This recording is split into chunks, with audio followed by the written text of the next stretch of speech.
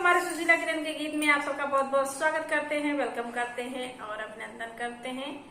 आज आप लोगों को रक्षाबंधन के उपलक्ष्य में बहुत धमाकेदार गीत सुनाने जा रहे हैं। आप लोग जरूर पूरा सुनिएगा। रक्षाबंधन की आप लोगों को हार्दिक शुभकामनाएं। कल राखी है, आप लोग जरूर इस गीत को पूरा सुनिएगा, सीख के गाइएगा भी। इतना सुंदर गीत है, इतना सुंदर गीत है राखी के ऊपर।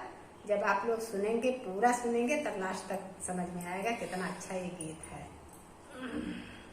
बहुत ही राखी के बहनी आप सब सुनिए तो दुनिया कितना नीक पार्ट है। हाँ, आप सब सुनिए तो पता लगे, लेकिन कमेंट में बताइए तब पता लगे।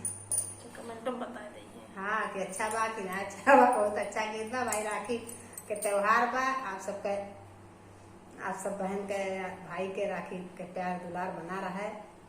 राखी के उपलक्ष्य में ढेर सारा शुभकामनाएं, आशीर्वाद। आप लोगों को राखी मुबारक हो सभी बहनों को। तो अब आप सब सुने रक्षाबंधन का गीत। राखी बांधे जाबे भैया के कलैया में, झुमका ले बदैया में ना। राखी बांधे जाबे भैया के कलैया में, झुमका ले बदैया में ना। राखी बांधे जाबे भैया के कलैया में, झुमका ले बदैया में ना। आइल पावन त्योहार, रिमझिम पड़ेला फुहार। आइल पावन त्योहार, रिमझिम पड़ेला फुहार। राखी बांधे जाबे हो, राखी बांधे जाबे भैया के अगनैया में, झुमका ले बदैया में ना।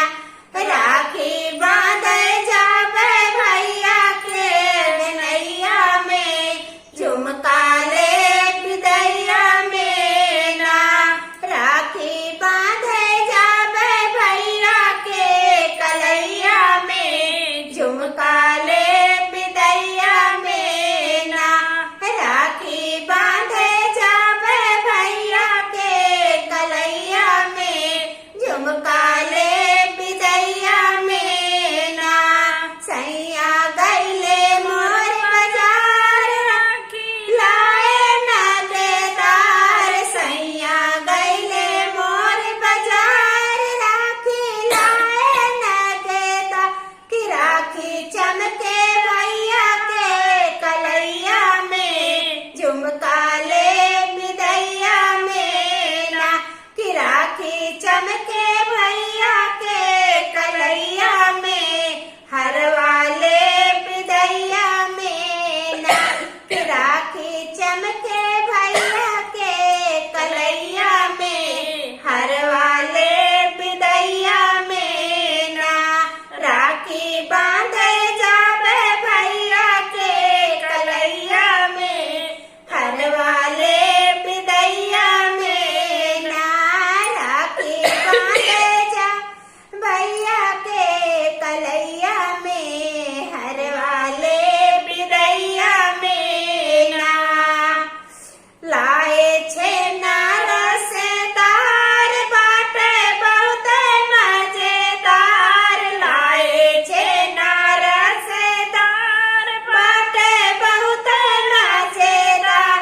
छे न खिलैबे अपने भैया के अगनैया में, झुमका ले बदैया में ना। छे न खिलैबे अपने भैया के अगनैया में, झुमका ले बदैया में ना। राखी बांधे जाबे भैया के कलैया में, झुमका ले बदैया में ना। राखी बांधे जाबे भैया के कलैया में, कंगना ले बदैया में ना। भैया गए हैं बाजार, साड़ी लाए